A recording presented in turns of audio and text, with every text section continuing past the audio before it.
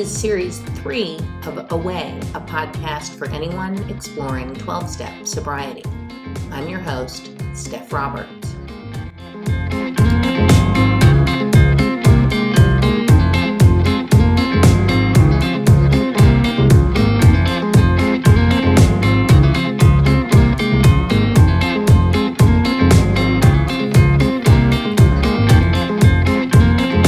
Hello. This is Steph. It is a Friday night. As usual, my hubs is out with his weightlifting friends. So I have a few hours to myself, which I enjoy. I'm someone who really not just likes time alone, but needs time alone. I think I've said this in a previous podcast. For a long time, when I was drinking, I thought I was an extrovert. But it was the alcohol that kind of made me an extrovert. And I never fully understood why I liked, quote unquote, isolating, as they say in the rooms. Some of it wasn't bad isolating. Some of it was just needing time for myself.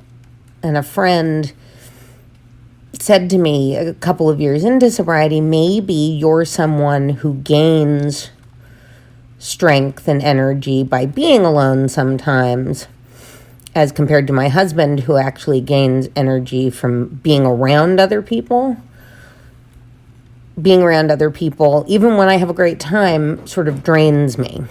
Not in a bad way, but I just find it's a lot. I think in part, I don't know if it's like empath kind of stuff, like I take on a lot of their emotions, or who knows what the root cause of it is. I definitely have issues with attachment, so time alone is also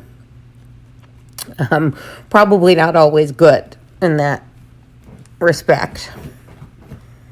My dog is digging the bed. I'm never sure why she does that. And I just used a body massager on my face because I had a headache. And then I was, of course, reading too much on Google about using a body massager on your face. And then I had a panic attack that it was going to, not a literal panic attack. I don't have those anymore because of the Zoloft. But I was like, oh my God, I've had some artery dissection and now I'm going to have a stroke. So I decided to do something productive and record a podcast. Okay. A little bit too much into how my mind works. I don't know. I actually want you guys to like learn a little bit about how my mind works, because I think I'm, a little bit crazy, not in a negative way, definitely have my mental health issues, and I don't know, maybe it'll help you to feel less crazy or less alone in your crazy. When you hear like my vulnerabilities and whatever. I actually want to talk more about the attachment disorder stuff at some point, but it's self-diagnosed at the moment, but it does make sense for a lot of things. I'm not talking like reactive attachment disorder. I think all of these kinds of labels are difficult. You can't put one label on any particular mental illness, really. And we talk about spectrum in other behavioral mental problems. I think there's probably a spectrum for most of them, right? Anyway. We are getting back into the 12 and 12, step 2. We're going to start there in this episode.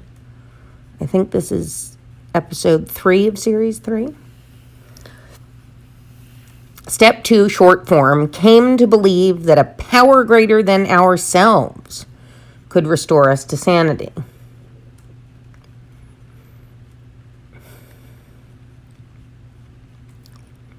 Let's read. The moment they read step 2, most AA newcomers are confronted with a dilemma, sometimes a serious one. How often have we heard them cry out, Look what you people have done to us. You've convinced us that we are alcoholics and that our lives are unmanageable. Having reduced us to this state of absolute helplessness, you now declare that none but a higher power can remove our obsession? Some of us won't believe in God. Others can't. And still others who do believe that God exists have no faith whatever. He will perform this miracle. Yes, you've got us over the barrel, all right. But where do we go from here? Let's look first at the case of one who says he won't believe, the belligerent one. He is in a state of mind which can be described only as savage. His whole philosophy of life, in which he is so gloried, is threatened. It's bad enough, he thinks, to admit alcohol has him down for keeps. But now, still smarting from that admission, he is faced with something really impossible. How he does cherish the thought that man, risen so majestically from a single cell in the primordial ooze, is the spearhead of evolution and therefore the only God that his universe knows. Must he renounce all this to save himself? All right. I mean, I just don't think this is at all accurate. Do you know anyone who felt this way when they first came in? I mean, I'm sure there are people, but no one I know. Firstly, let's say if you were ever made to feel this way, it's not your fault. It's the fault of the person who is trying to help you.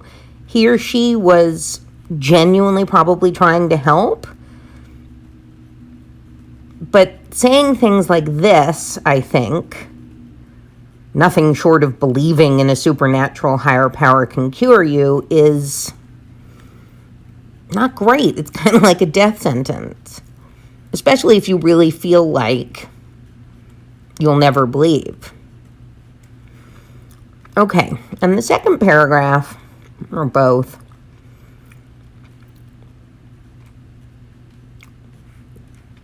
why, oh why am I belligerent if I refuse to accept that a supernatural higher power exists? I'm not.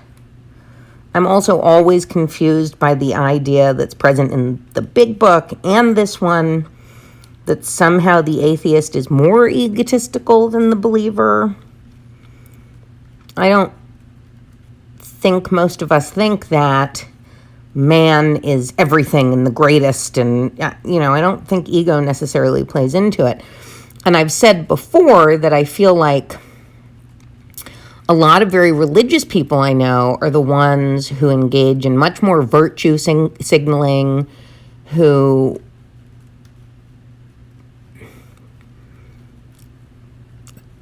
sort of hold themselves above others for their morality and virtuousness, and seem to think they're special and blessed and all that stuff. And it just smacks of ego to me. But I'm not even here to judge that so much, because that's not a majority of religious people. And I'm thinking of just a couple of individuals. But, I know plenty of religious people who have a very personal experience and are devout without being arrogant at all. But I personally, and I think a lot of atheists would agree, don't need God to feel humble. Everything around me humbles me, from everyday heroes to the ocean, from artists to the moon. Sorry, I really just think this whole page is kind of nonsense. But setting that aside, if this does resonate with you even a little bit, and even if it's also a little too aggressive in its language to get really comfortable with it, the basic idea here, in my opinion, is to keep an open mind. That's what they're getting at. You may find a higher power.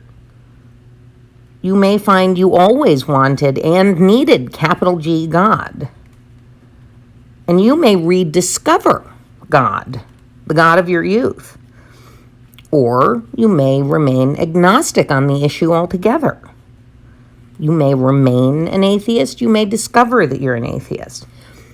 Keep an open mind. Reading again. We're going to skip down the next page a little bit.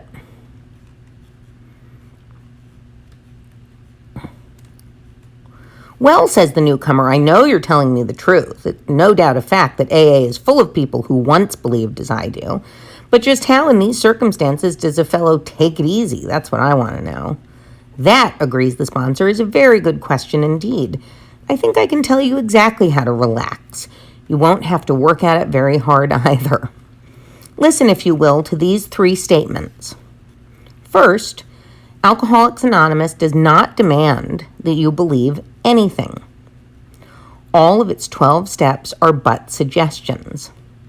Second, to get sober and to stay sober, you don't have to swallow all of step 2 right now. Looking back, I find that I took it piecemeal myself. Third, all you really need is a truly open mind. Just resign from the debating society and quit bothering yourself with such deep questions as whether it was the hen or the egg that came first. Again, I say, all you need is an open mind. Oh, look, what I was saying. To me, this is probably the most important paragraph of this entire chapter and really hits the nail on the head. And I do think by 1953, 54, Bill was coming to understand, and he spoke at the General Conference. I think it was in 57, the General Service Conference or whatever. And in one of his speeches, he said, you know, how many people I have hurt, or how many people have I hurt by insisting they believe in a higher power? How many people haven't come into the rooms? So by 53, 54, I'm sure he was starting to understand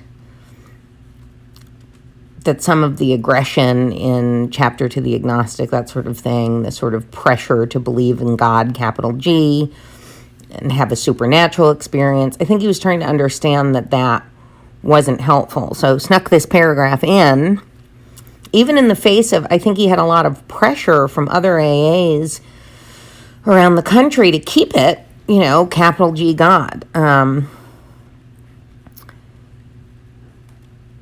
The problem is this paragraph only comes after the really scary shit.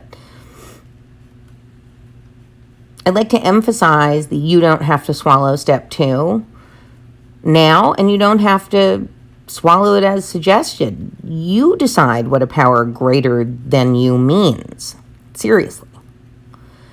And there is literally no need to disclose what exactly your higher power is to anyone. So if your higher power is nature, if your higher power is, I mean, I don't recommend it be another person, an individual, I should say, but if your higher power is group of drunks, is AA itself, because the power of people coming together is humbling in and of itself. It is, you know, it gives me shivers. A room of 400 people all looking to help each other and achieve change in their own lives. That's a power greater than me. But you never need to say what it is. There's no pressure, really, there shouldn't be, to label it in the rooms. Spirituality, in whatever form it takes, is personal, and you always have permission to keep it that way. And if you're new, send the judgmental bullies the way of the people like me. I'll handle them. You know what I'm saying. It's like,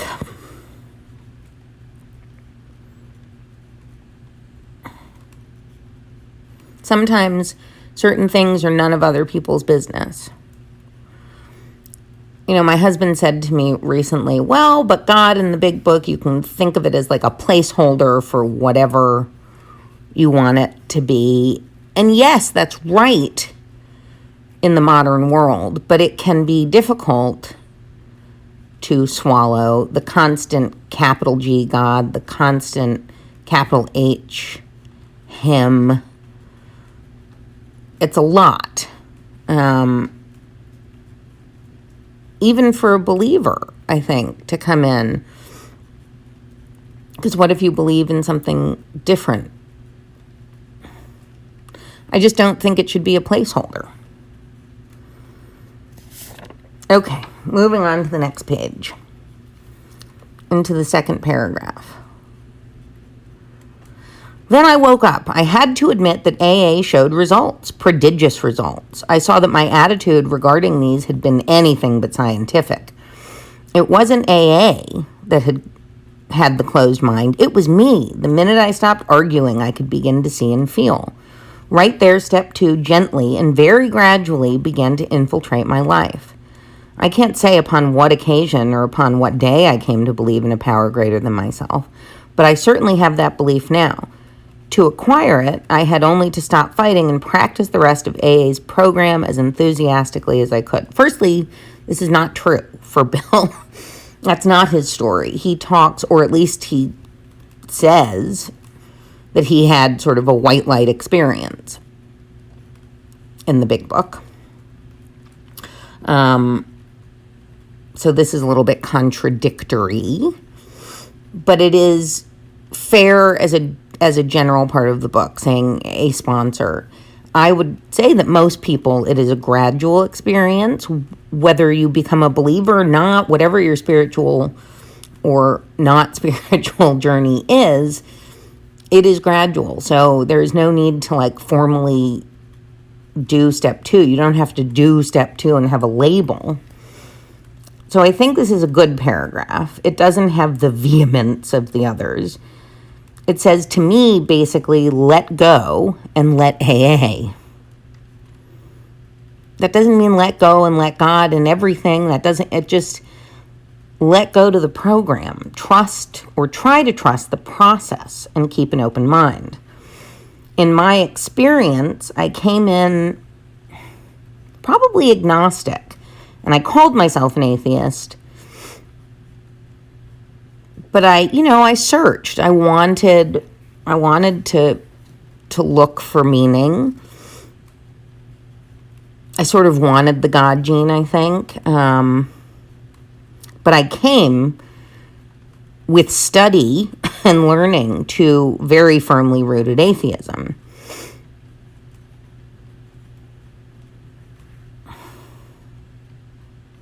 I found out I was definitely an atheist. That was my spiritual path, so to speak. I did a lot of reading and thinking and reading and thinking and reading and thinking. As you change, which you do when you stay sober, we tend not to change a lot when we're drunk or high all the time. So as you change, which you will, your ideas do too, and your beliefs. So just don't drink a day at a time and see what happens. Okay, next paragraph, middle of the paragraph. You can, if you wish, make AA itself your higher power. Here's a very large group of people who have solved their alcohol problem. In this respect, they are certainly a power greater than you, who have not even come close to a solution. Surely you can have faith in them. Even this minimum of faith will be enough. You will find many members who have crossed the threshold just this way.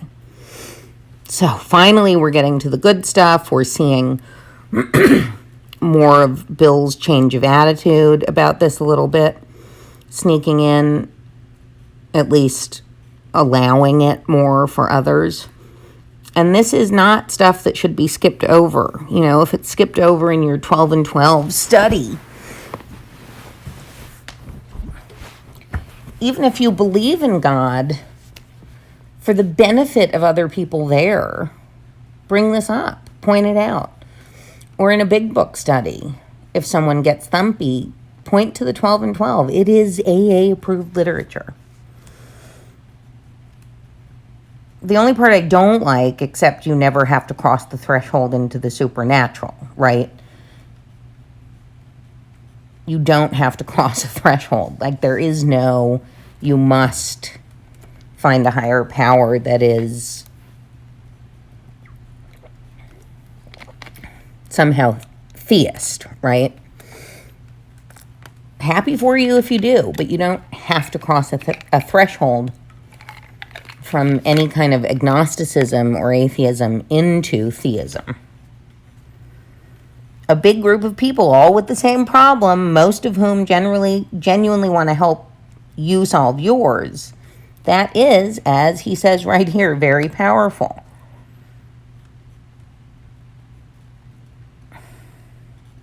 That's, in fact, all I have in the higher power department. And there isn't a God I've read about in any literature who could really do a better job than the people in the rooms have done to help me. If you believe God is working through them, but they're the power right there in your face, right? They're the ones there to help. 28. Consider next the plight of those who once had faith but have lost it. There will be those who have drifted into indifference, those filled with self-sufficiency who have cut themselves off, those who have become prejudiced against religion, and those who are downright defiant because God has failed to fulfill their demands. Can AA experience tell all these they may still find faith that works? Sometimes AA comes harder to those who have lost or rejected faith than to those who never had any faith at all, for they think they have tried faith and found it wanting. They have tried the way of faith and the way of no faith. Since both ways have proved bitterly disappointing, they have concluded there is no place whatever for them to go. The roadblocks of indifference, fancied self-sufficiency, prejudice, and defiance often prove more solid and formidable for these people than any erected by the unconvinced agnostic or even militant atheist. I'm a militant atheist. Religion says the existence of God can be proved. The agnostic says it can't be proved, and the atheist claims proof of the non-existence of God. Obviously, the dilemma of the wanderer from faith is that of profound confusion. He thinks himself lost to the comfort of any conviction at all. He cannot attain, even in a small degree, the assurance of the believer, the agnostic, or the atheist. He is the bewildered one. So, firstly, wrong about atheist.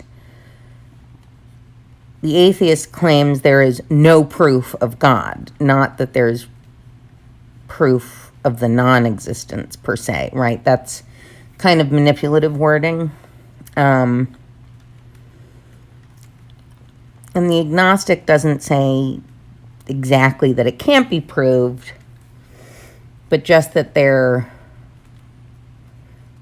isn't really proof of either. There isn't enough proof, maybe. The plight of the wanderer, the bewildered one.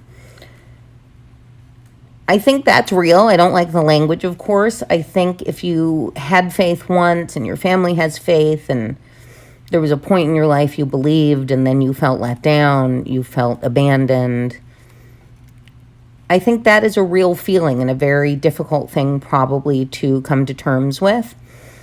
And AA may help you to rediscover your original faith. It may lead you to a new faith.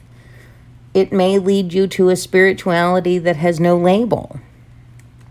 It may lead you to atheism. It may lead you down a path of meditation that has a spiritual aspect, or meditation that doesn't. I practice meditation that does not have a spiritual element. Not really. I mean, it's of my spirit, but it's not.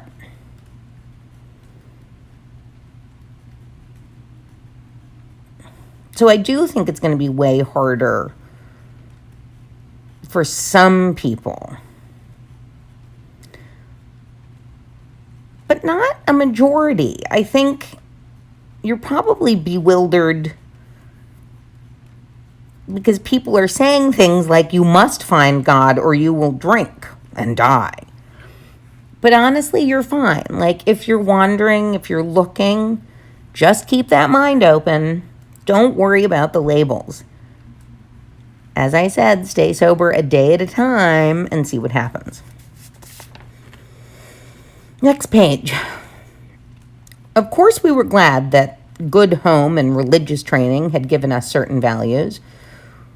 We were still sure that we ought to be fairly honest, tolerant, and just, that we ought to be ambitious and hardworking.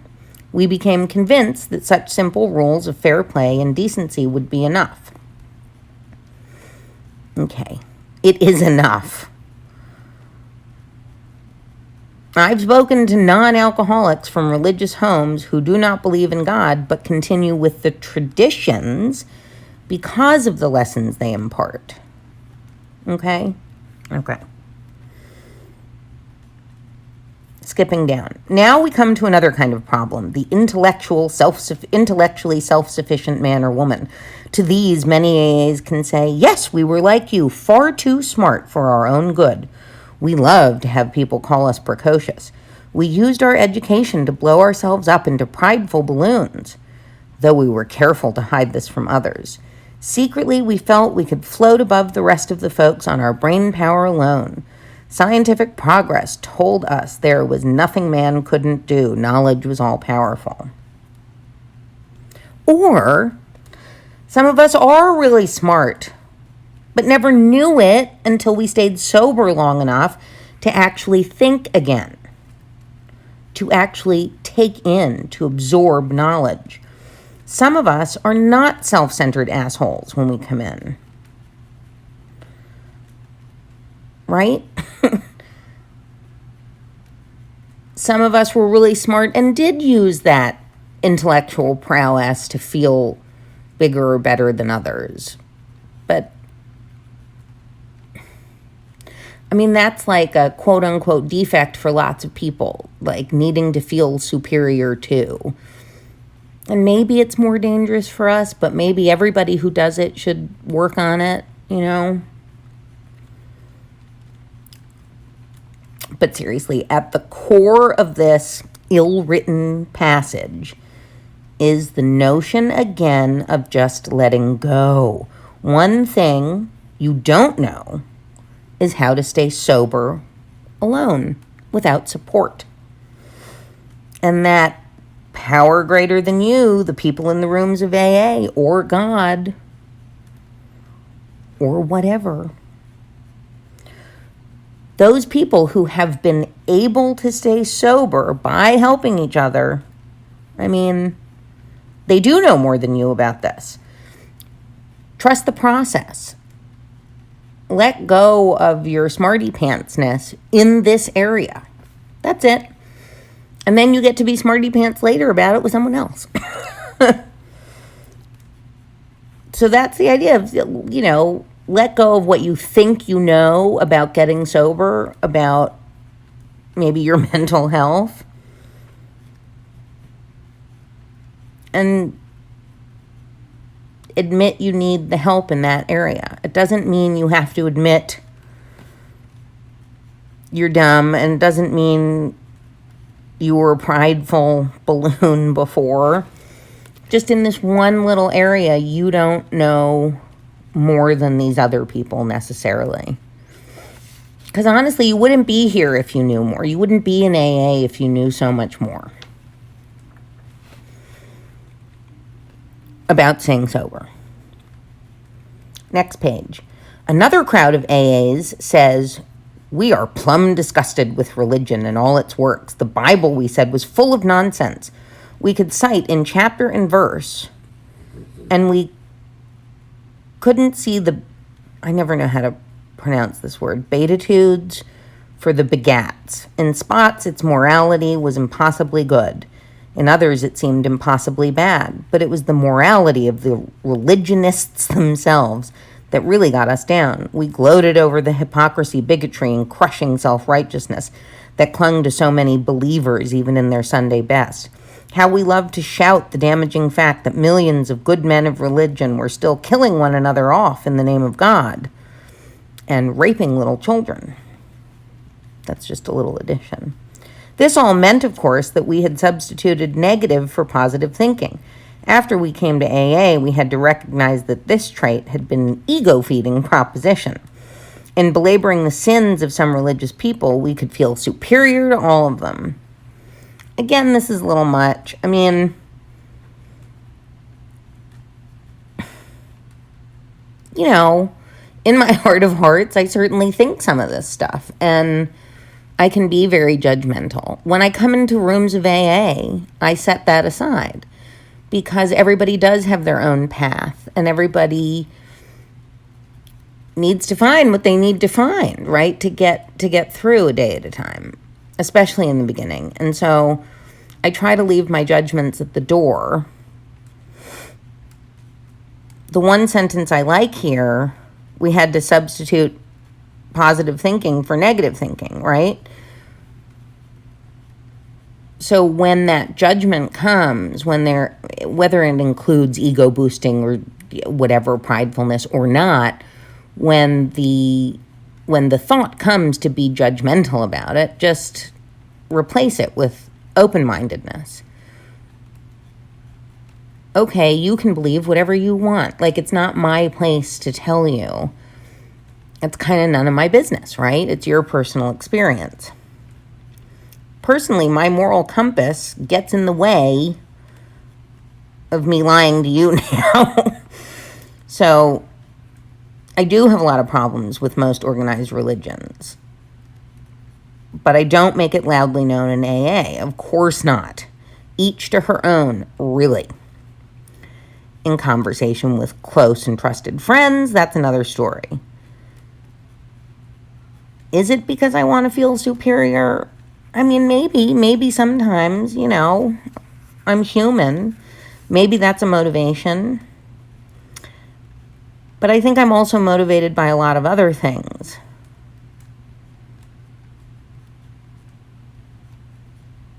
By the treatment of women alone in most religious literature. Huh, come on. Sorry.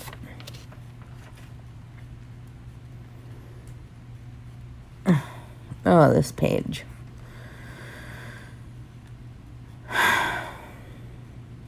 As psychiatrists have often observed, defiance is the outstanding characteristic of many an alcoholic.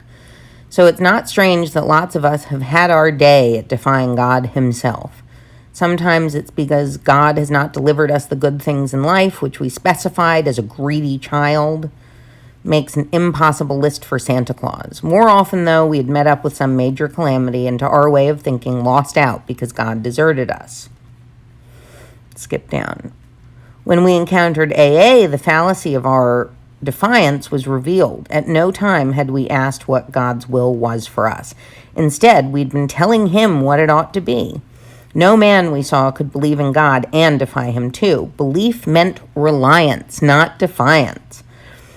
In AA, we saw the fruits of this belief, men and women spared from alcohol's final catastrophe.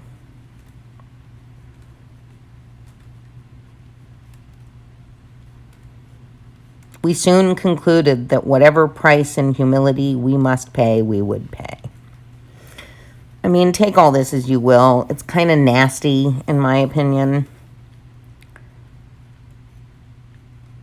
At the bottom of it, all it's really saying is try not to fight every step along the path to sobriety. Try to trust people who are making suggestions. Rely on the people who want to support you. Don't defy them. I mean, but question everything. Even good religious scholars will tell you to question everything. Questioning everything and defiance are not the same thing. Moving on. Now let's take the guy full of faith but still reeking of alcohol. He believes he is devout. His religious observance is scrupulous. He's sure he still believes in God, but suspects that God doesn't believe in him. He takes pledges and more pledges. Following each, he not only drinks again, but acts worse than the last time. Skip down. This answer has to do with the quality of faith rather than its quantity. This has been our blind spot. We supposed we had humility when really we hadn't. We supposed we had been serious about religious practices when, upon honest appraisal, we found we had only been superficial. Or, going to the other extreme, we had wallowed in emotionalism and had mistaken it for true religious feeling. Again, probably true for some.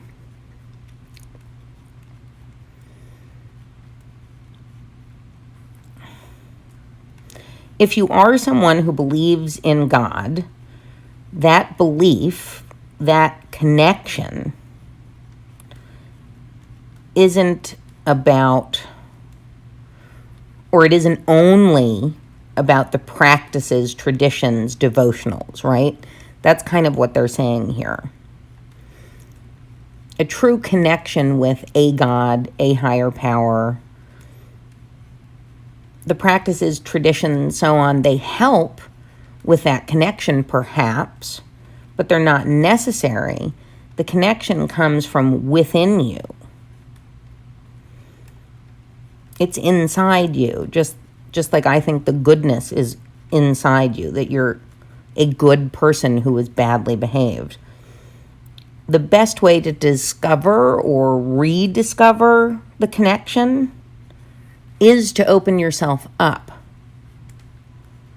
to be a little vulnerable, to trust. What's funny is that in the next paragraph, Bill basically says that through the next few steps, you will be helping yourself to do just that. So take your time, right? Take your time. Don't worry about a label. Last page. Some will be willing to term themselves problem drinkers, but cannot endure the suggestion that they are in fact mentally ill. I term myself mentally ill. I am mentally ill. I have labels for it, diagnoses for it. The diagnoses or labels are imperfect. So I have sort of an interesting cocktail of meds to deal with them, as most people do, who acknowledge that they need medication and seek help. Because I think of myself as mentally ill, someone who had behavioral problems before, in 2019, I do know for sure that God alone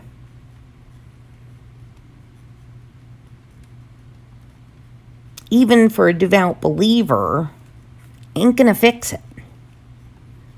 It just isn't. If you have a serious mental illness, if you are paralyzed by anxiety, if you can't get out of bed from deep clinical depression, if a bipolar disorder makes you manic and erratic in your behavior, I'm not saying you do have these things and they can't really be diagnosed at all or medicated until you take the alcohol out, because most of medication doesn't work with alcohol. It either negates it or enhances it. It's a mess. But if part of your alcoholism was self-medicating some kind of mental illness, first of all, let's take the stigma away from it and really talk about mental illness. I'd argue that most people in AA have something going on. It was part of their drinking. And those who are willing to talk about it will tell you that they've had some kind of diagnosis and are taking some kind of medication for depression, anxiety, bipolar disorder. A lot of them have had trauma. So it's psychological, maybe not chemical, and seek therapy for that, which is also incredibly important for many people. There may be a trauma that you were trying to obliterate. And I'm not saying that is alcohol, that's what caused it, but I'm sure it was part of it. 100% sure it was part of it. A reason. We process the alcohol differently, so it's a solution for us in a way it isn't for quote unquote normal people, right? It doesn't have the same effect on normal people. So if they're depressed and they have a drink, it doesn't have maybe the happy making effect it has on us. It doesn't relieve the anxiety in the same way. Anyway, and the last paragraph, it's great, I think, until the capital G, God, and capital H, him. Therefore, step 2 is the rallying point for all of us. Whether agnostic, atheist, or former believer, we can stand together on this step. True humility and an open mind can lead us to faith, and every AA meeting is an assurance that God will restore us to sanity if we rightly relate ourselves to Him. I like to think of that last sentence. I reword it as every AA meeting is an assurance that I will always have help and support. Because I am responsible to do that. Other people take that responsibility seriously too. Every AA meeting is an assurance that I will always have help and support. And that can be true for whatever you believe, right? Okay. So with all that ranting, I hope I either made you feel like this was more doable, or I helped you to help an atheist. I helped you to see how a non-believer might read this stuff. I helped you to pull out the paragraphs for someone struggling that are helpful to sort of tick off step 2.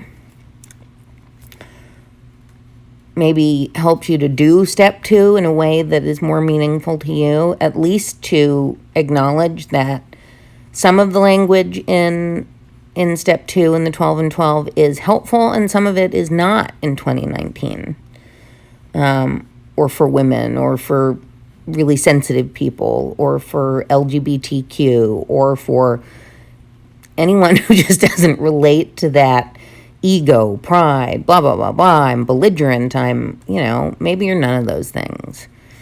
And you don't have to fit yourself to this AA model of the alcoholic who is prideful and boastful and egotistical and selfish. You don't have to fit yourself into those descriptions for this to work. So I hope I helped. I hope that you come out of this, as I do every podcast episode, knowing that no matter what, there is a way.